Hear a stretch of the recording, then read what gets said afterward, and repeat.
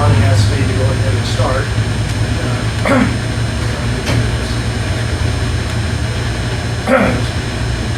So anyway, there's a few things I wanted to say about Yellowhead.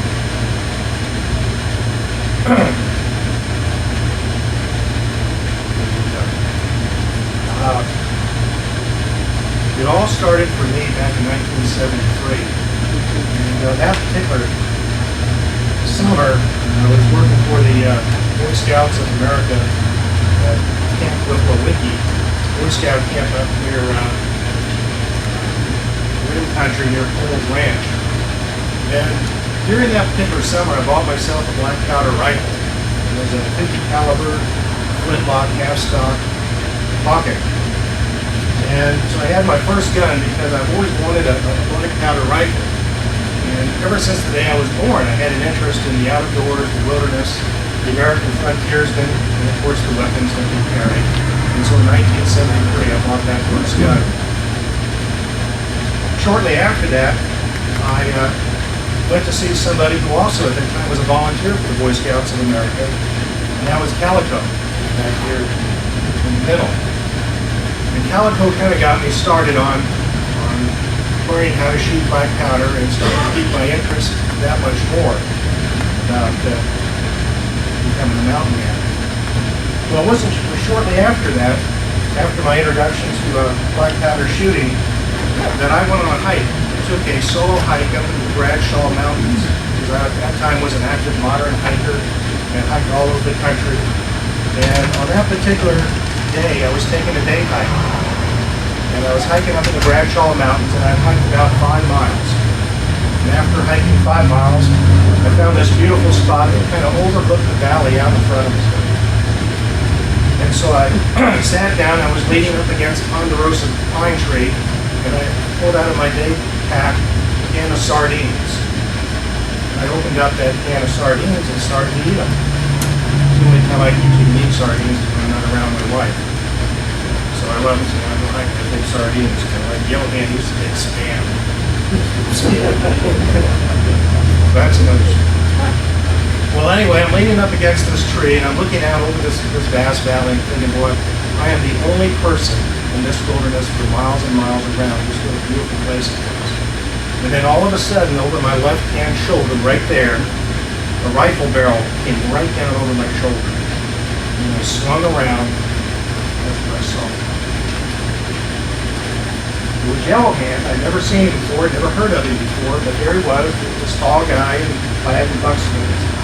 And usually when I tell the story, I say there was this tall guy with this big gray beard. Actually, at the time, he didn't have a beard. He just was sort of scruffy. So he's pretty clean shaven compared to what I normally think of Yellowhead. But anyway, I turned around and he wanted to know what I was doing on his turf.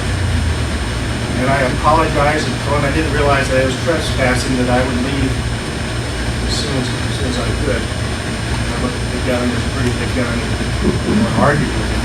But the more I looked at this guy, I realized that I just couldn't turn around and walk away, because here was Davy Crockett, Daniel Boone, here was a frontiersman, all of the things that I had such an interest in and a love for, that I just couldn't walk away from this gentleman. So I started talking to him, asking him who he was, why he was up on the mountain, what he was doing, and found out that he was friendly, that he really had no intention for me to skedaddle that particular day. So we talked for some time, and he said he was living at the time in a little lean-to about a half mile further up the side of the mountain, and that he would show it to me. So we hiked up there, and I saw where he was camped. And he told me that what he was planning to do was going to try to buy the land that was there and build a log cabin. And I said to him, I said, gee, I've never built a log cabin, but I'd love to try that, to help you out, and learn with you. But to make a long story short, that cabin was never built. I think that the guy that he thought maybe owned the land was a crook or something, but it never happened. Well, anyway, that was sort of the end of it. And then one day I went, not too long after that, I went to the Pioneer Village up here, and lo and behold, there was the powder horn plant. And they had a camp up, and then they had a firing line, and they were showing people how to shoot the guns, etc. So I walked up to the firing line, and there he was. And so I went up to him and said, do you remember me? We got talking again. And I asked him, told him at that time, I would like for you to take me under your wing, teach me how to become a buckskin, how to become a primitive, traditional type of camper hiker. And he did. I followed up, and I called him a lot. Generally, when I called him, he wouldn't be there. His wife, would tell me that he's off in the woods, and she wasn't sure when he would get back. But I'd always leave my name and number, and lo and behold, he would call, and I would say to him, I'd say, Mr. Yellowhead, I want to go trekking the primitive way. We would schedule a date, and we would go out. And so we went out hiking quite a bit. And the first few treks that I went on with him, I was completely modern. I had modern clothing on, I had a modern pack, nylon tent, I had a backpacking stove, everything was modern. And as I would go out, I would gradually transform by learning different skills, making my outfit. I got the outfit made first, and then still wearing all the modern equipment. But as I would go out with him, I would maybe take off, go off in the woods, and I'd come back, and on my bedroll there would be maybe a set of cooking irons, or hand forged eating utensils, or a fire steel, or something that he would have made for me that it would just appear. And so he helped me gradually put my gear together, and eventually we were doing it through the traditional way completely. One of the things that I asked Yellowhand, we were sitting around a campfire once, and I asked him, I said, well, Yellowhand, I've done a lot of reading about the American frontiers, into the mountain men, and I said, the things that I've read really don't tell me a whole lot how they really lived out there, how they were able to survive. We talked about a lot of different things, but we didn't get into the nitty-gritty. And he said to me, he called me Hopi, he says, Hopi, he says, if you want to find out how the American mountain men and other frontiersmen survived in the wilderness, he says, you have to go out into the woods. You keep going into the woods and experiencing what they experienced. And as you experience those things and learn how to survive out in the woods, you're learning what worked best for them. And what worked best for them is what's going to work best for you. And he says, no, you won't find that in books, but you will find the answers to your questions in the mountains. So that's what I did. Spent as much time as I could in the wilderness with Yellowhand and others, trying to become the best woodsman that I could be. Well, he wrote a poem shortly after, and I think most of the buckskinners in this chapel here probably have heard this, but it's always been a little special to me because I can relate to it, and I can relate to it because of the things that he told me. And I want to read that poem. It says, Advice to a Pilgrim. I might have been that pilgrim, I'm not sure. But Advice to a Pilgrim by Yellowhead. And it reads, I dropped in on a rendezvous one bright and sunny day. They said they was real mountain men, that's what I hear them say. They all was wearing buckskins, that much of it is true, but they all scared of getting them dirty, and I wondered what they do. They spent all day a-strutting and took a shot or two, and once I swear I heard one say, cock-a-doodle-doo.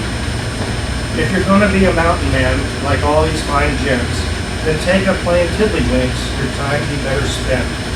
But if your mind is made up, that's what it is you need, then listen very carefully and take a tip from me.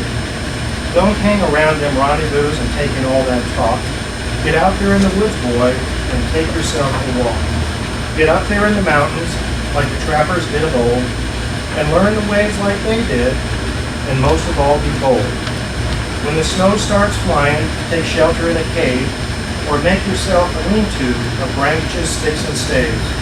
Learn to feed and clothe yourself with gun, trap, and snare, and drink your water from the creek the way you find it there.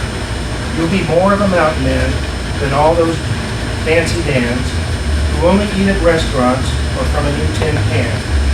You need not do this full time, go every chance you get. It all adds up to learning, and soon you'll be all set. When you go a visiting with all those gin dandy, you'll be wearing skins, my boy, not something fresh from camp. Just one other thing real quickly. As I said, I spent a lot of time with Yellowhand in the woods, a lot of time around the fire talking. And when I was thinking back of the times that I've spent with him around the campfire, one thing I've always remembered is that they were always quiet times. There wasn't a lot of laughter or joking around. It just seemed to me that I usually was asking him questions and he would be answering them. They were very special moments, to be around a campfire with somebody like him. And Yellowhand has written a lot of things down. A lot of his words still remain. A lot of the things that he said. And I tried to collect as much of that as I could, and every time I was with him, I would write things down, remembering his thoughts. But we were in the woods, we talked about just not how the frontiersman lived, but we talked about really what it was who he was as a person, what his beliefs were, what his values were. All of the things that motivated him to be the person that he is. And I remember once, this was 1987, and we were down in Greer near the little Colorado River, down in the White Mountains. And I have here, Yellowhand said, this is also written down, but it is during these quiet times by myself that I feel a closeness to this land and the people who dwell here before. It gives me a better understanding of the prayers of thanksgiving, which are uttered by the descendants of these ancient ones.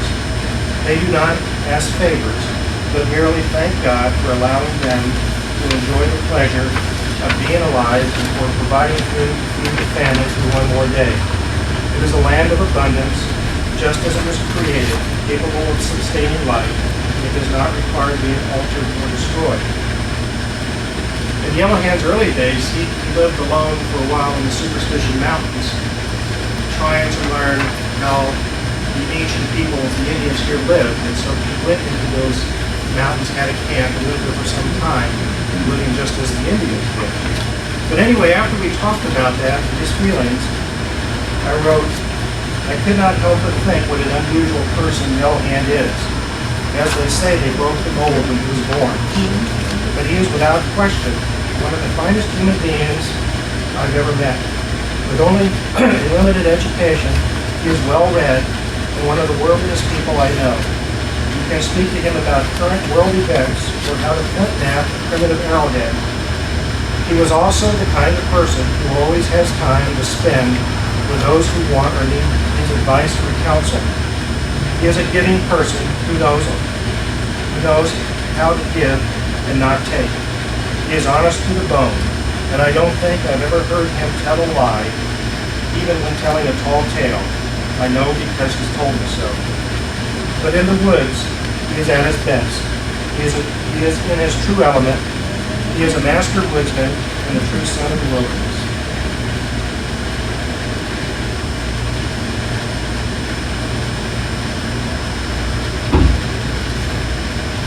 So, well, man, thank you for the memories.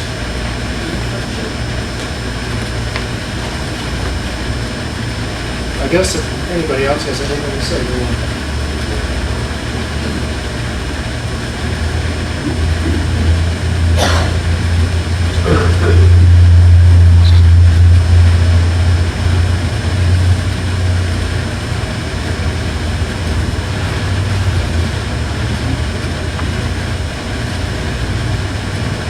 Probably next. I know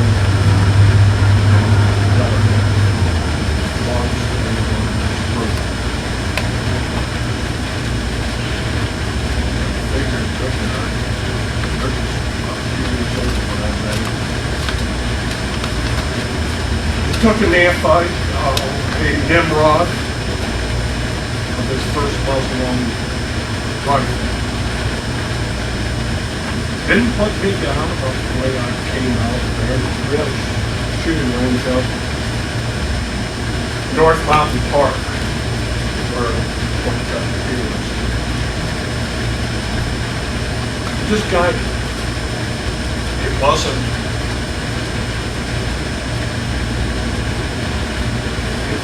pushy. It wasn't, I know more than you. You've got to listen to me, kid. It was true teaching.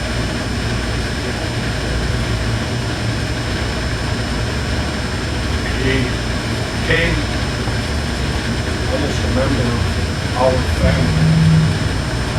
My kids grew up with him at the range and at rendezvous and at camping, wherever. Always worked on very fond of my mother family. Qualities of the family that I could not hear. I never remember.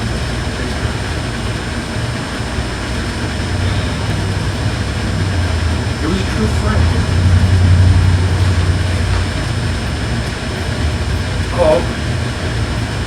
That's what he said. He wasn't school, he didn't have a PhD, he didn't have a master's degree, he didn't have a BA. I don't know if he had a high school diploma. I'm not real sure. I don't think he did. He might have had a GED. He's an extremely well-trained. Couldn't tolerate ignorance. Ignorance was a lack of willingness to learn. Anyone who was willing to learn was his friend. Everyone who sees his friend learns something.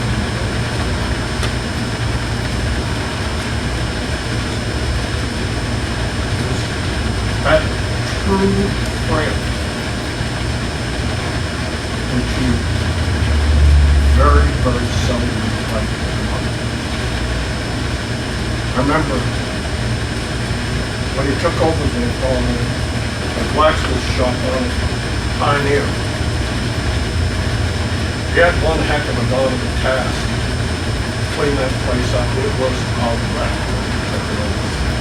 Joanne talked him into it. He worked his tail end off. He got it cleaned up. Got bellows working correctly. In fact, he put in a double stage bellows. Really a neat deal that he built himself. And he opened the blacksmith shop. Well, we're out there for a President's Day shoot. Early morning, blacksmith shops are the best place to be on a cool winter morning, because he's got the fire going in there, and it's nice and toasty and warm. So a bunch of us are in there, we're drinking our coffee and talking, yelling at him.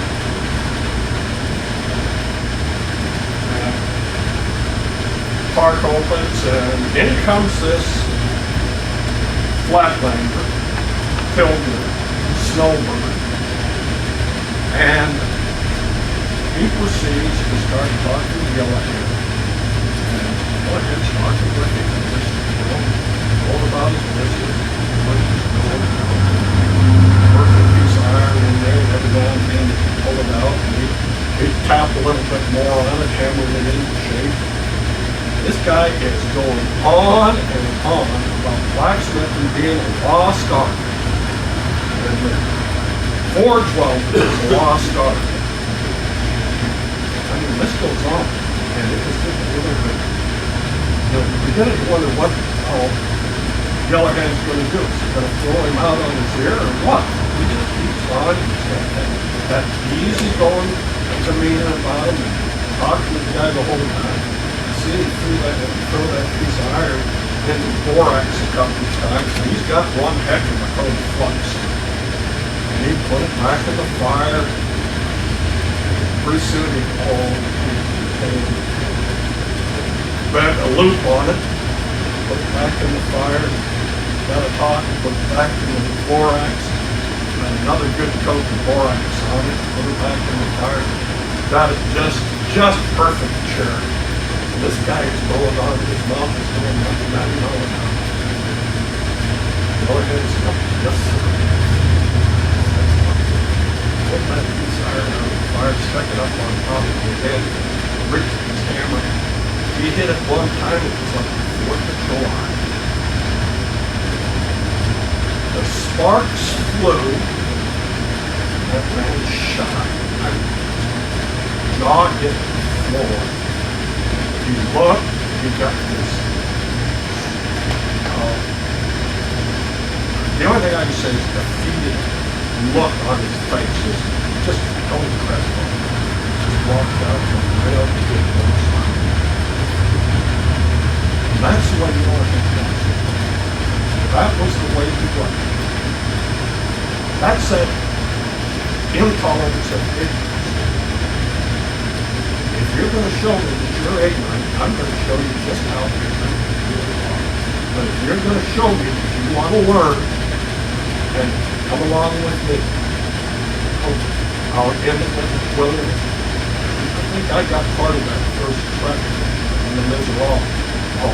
Got on there in 87 at the camp when we did the first permanent trek.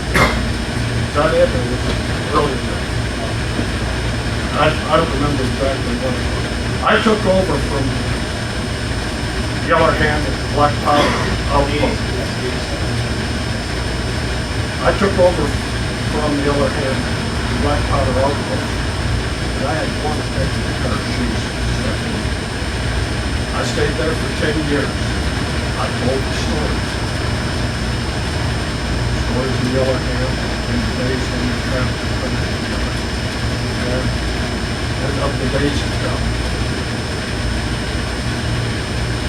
He gave me my name. I showed up out of Black Angel shooting range, Ben Avery now, with my first beer. Him and Cackling Coyote were there at the range master station. One looked at it and said, "Kind of looks like a calico cat, don't it?" And he's stuck. Thank you. I told Lonnie, Lonnie's gone. His spirit. Yeller Hand will always live. Yeller Hand will never die. Because he lives in each one of us. And will carry it with us every time we go into our wilderness. Every time we go to a shoot, or every time we teach another pilgrim a little something about our way of life, we'll be carrying on Yeller Hand's legacy. All I can do is say thank you, my friend. If it wasn't for you, I wouldn't be here.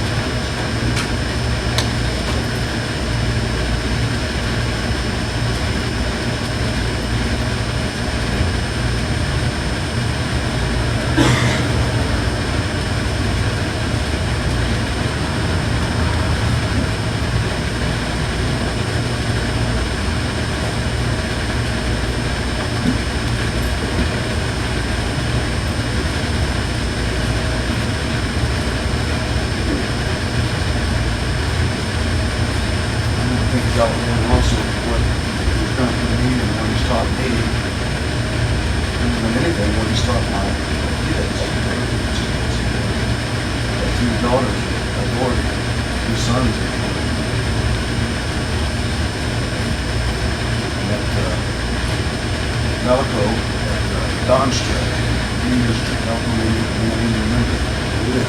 And I saw this mountain man camp, and just like Hopi, all my life, I felt like that's what I needed to do. I've been born in Kentucky, a little part of Kentucky, and my grandfather, being much like Callahan himself, I moved out here and left all that. I felt the need to get back into it. I saw Calico out there with his boys, his wife, living a skinny lifestyle, and I wanted to do that. And then said something about, well, there's a black powder shoot out at 10 acres. So I went out there, and that's where I don't need the powder on my phone, and then there's this big tall fella that just grabbed me for a minute, just saw him, sparkling the drive, it was unbelievable. And selling. I got to be part of this. And I'm sure they haven't done that hope. Talked to them directly going on a restaurant. Just hardcore Buckskin, just Gino. Everything has to be authentic, perfect, right down to the bread and the moccasins. On the truck, and next thing I know, I always got Callahan. Wasn't as active as he was in the jumping days, but then all of a sudden, sure enough, in the truck and yelling. And my kids, one daughter,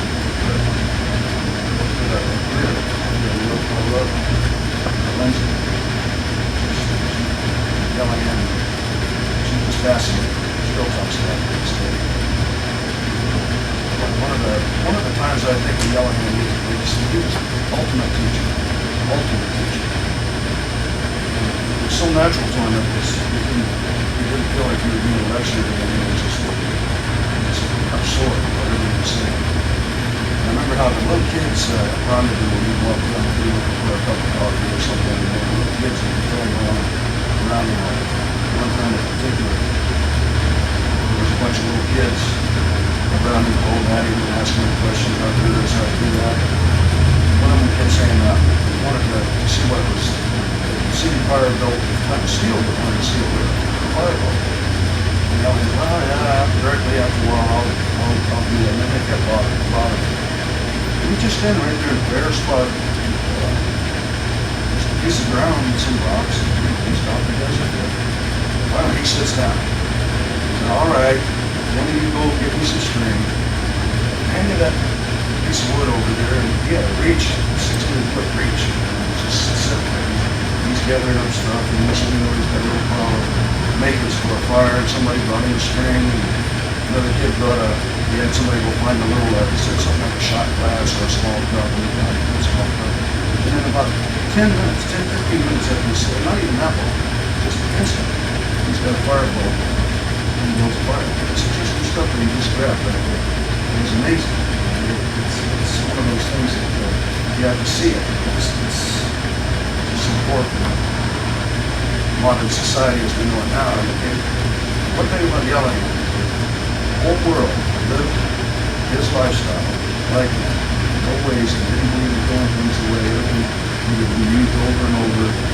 Needed to have at least two purposes. Anything in your shooting bag or whatever, have two purposes. There's a spoon and a screwdriver on the other end. The whole world would live like that, mankind would go on. I truly feel honored for that experience, knowing being able to check with him. Thank you, Callahan, for what you taught me and my children. Be missed. Wow.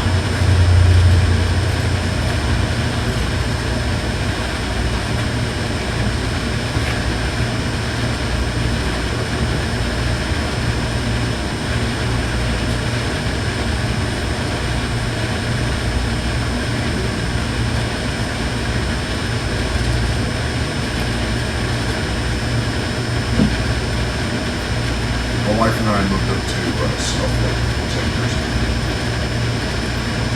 And being a retired sailor, what I know about the mountain right on the coast of the sea.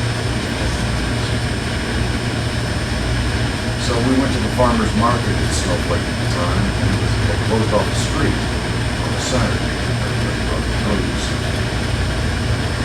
And I heard this bang, this strong sulcus. So I went back and I saw this big guy standing there beating on some iron. And I stood back in the background. I listened to his speak, what he was talking about.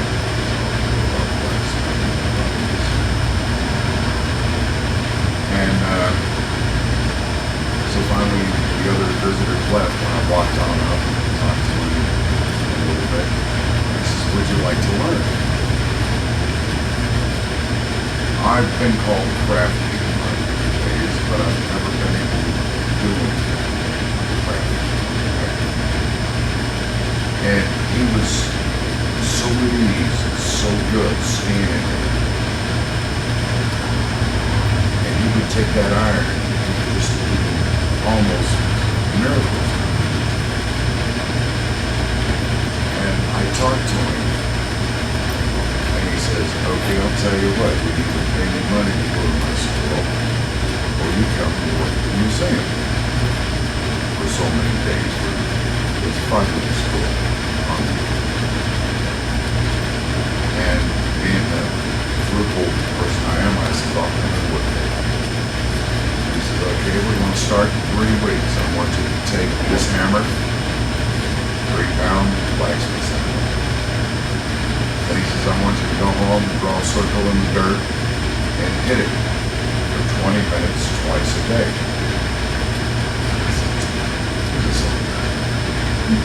But I did it.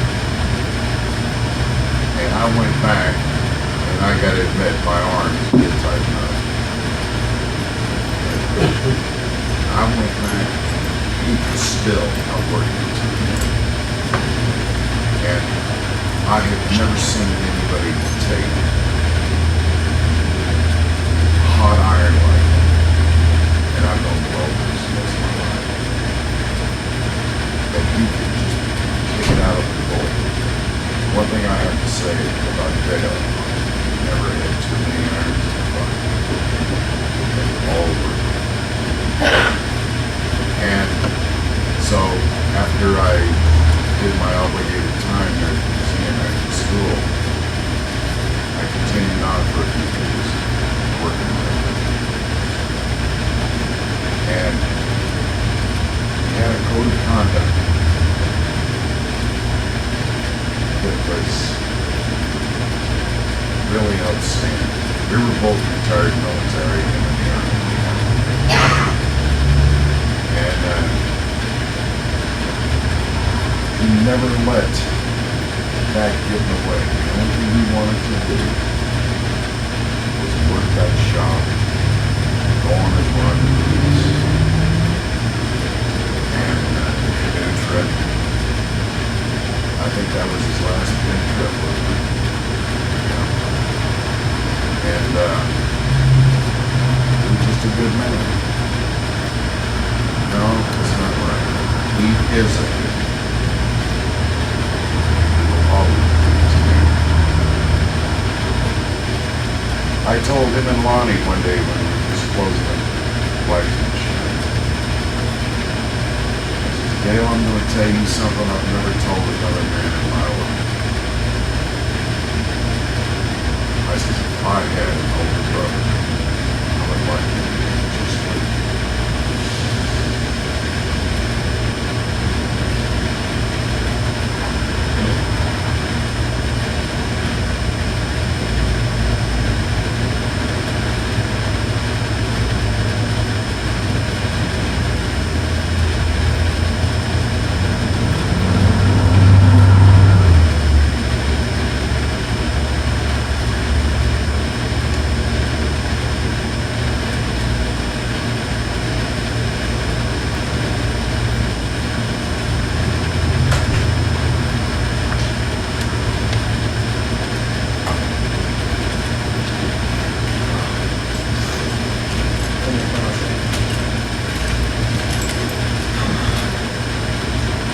Everybody heard about my grandfather.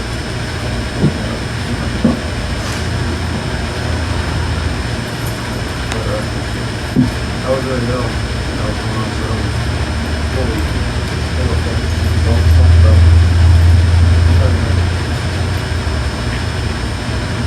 my grandfather was a simple man, but he was also the most wisest and funniest man in the world. Whether it be building muzzleloader or a TV, with a powder on a plan, or telling his well-known tall tales, my grandfather could bring a smile to everyone's face. Now, I hadn't spent time with my grandfather in quite some time, and that's something I regret for a long time.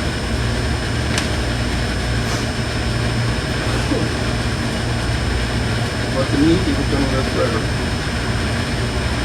Every time I would hear that he was getting sick, and like passing away, I would tell my mom, don't worry, he won't die. This is the same going to live in a cave with me, don't worry. I thought he could live through anything because he was always in wars and he could never die. So instead of denying the fact that my grandfather could die, maybe I could see him never again. But that wasn't the case. Not the weird person sometimes. Take it as you see. I'm sorry. I'm sorry that you listen. But instead of sad times, I want to remember the good. We're making summer movies. We're going camping to building stuff in the black and shop. That's the man I remember. And in closing, all you should know, this man was a great man. And one of a kind. If you're not listening, I know you guys do heaven. I'm sorry for the time you missed. My daughter will know your legacy and all the funny times we shared. I love you. I'll see you later.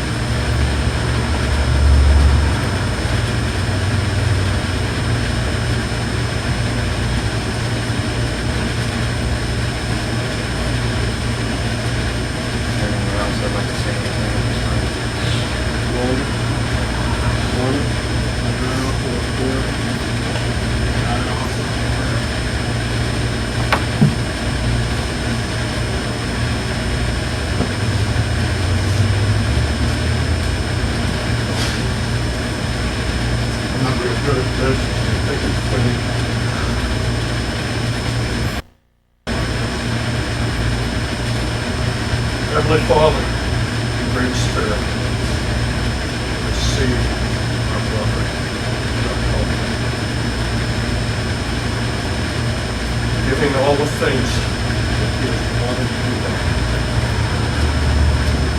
Showing the path. Once and always gone.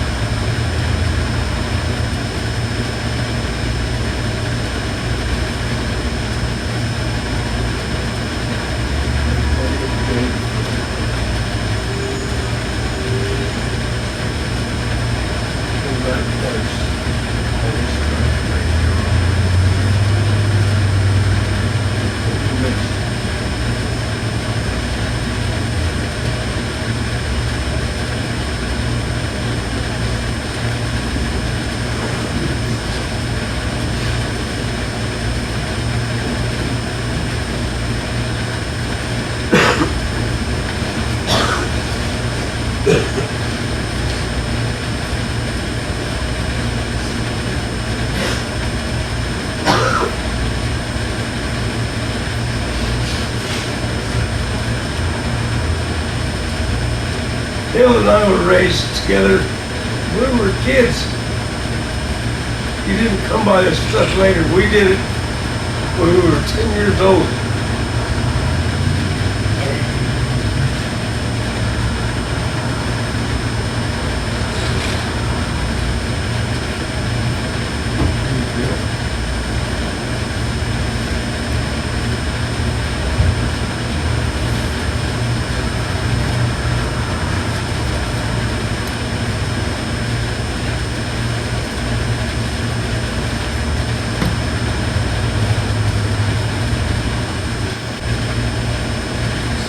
Conclude our chapel worship services at 1:30 will be service at National Cemetery off of 101 Loop.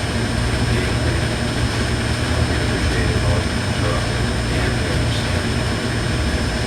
At this time, we ask everyone to leave the chapel while bearers who have stayed behind.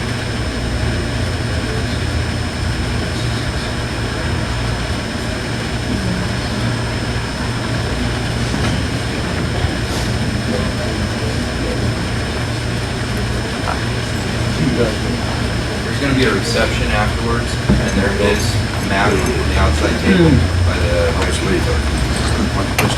Oh, yeah, that's a small.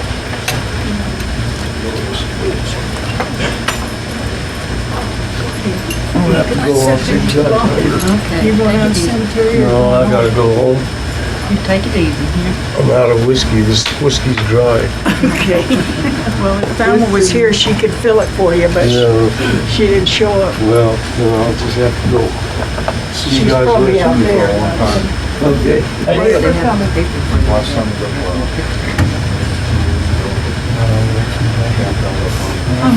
Should this be new?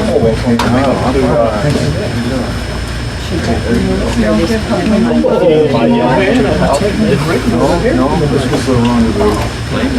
First time I ever seen it. It's been a long time ago. I haven't seen it for years. Yeah, he did. Coming to see all these folks here. You still live in Colorado?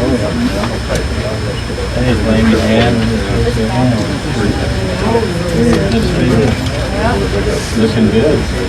I like it.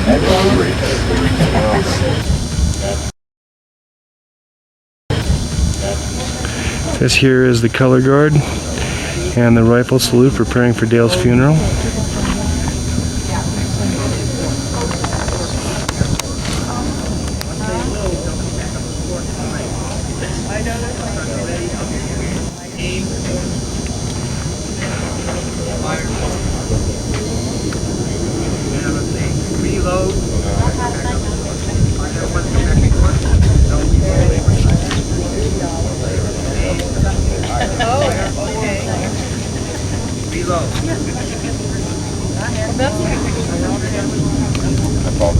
On the far end.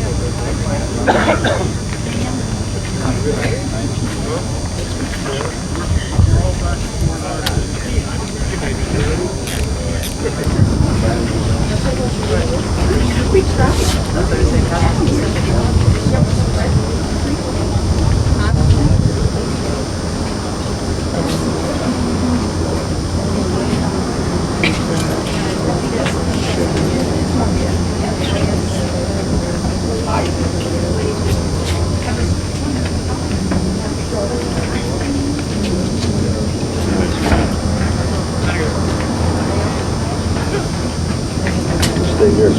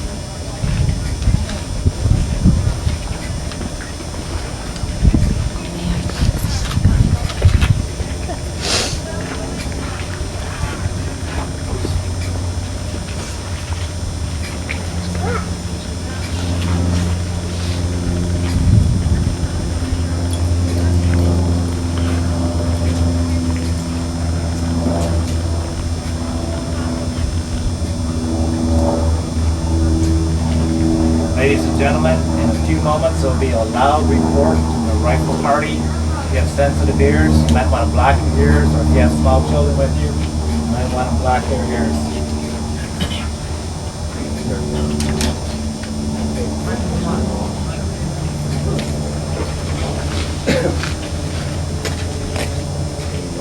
Ready.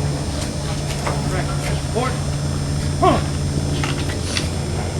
Ready. And load.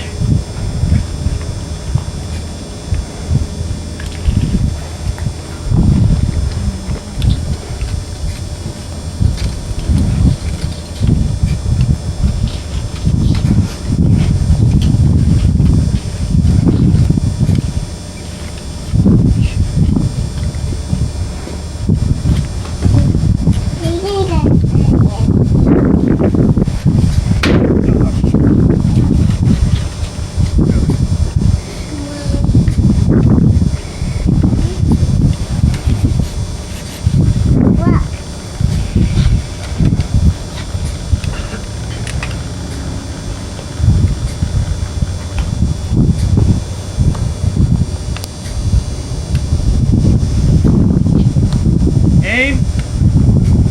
Huh. Reload.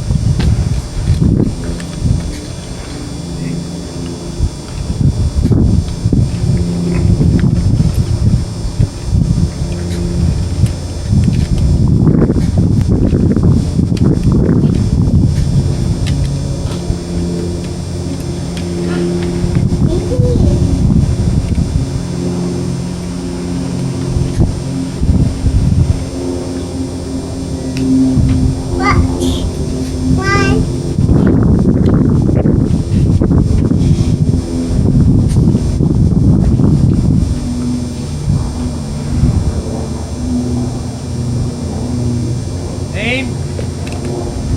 Huh. Reload.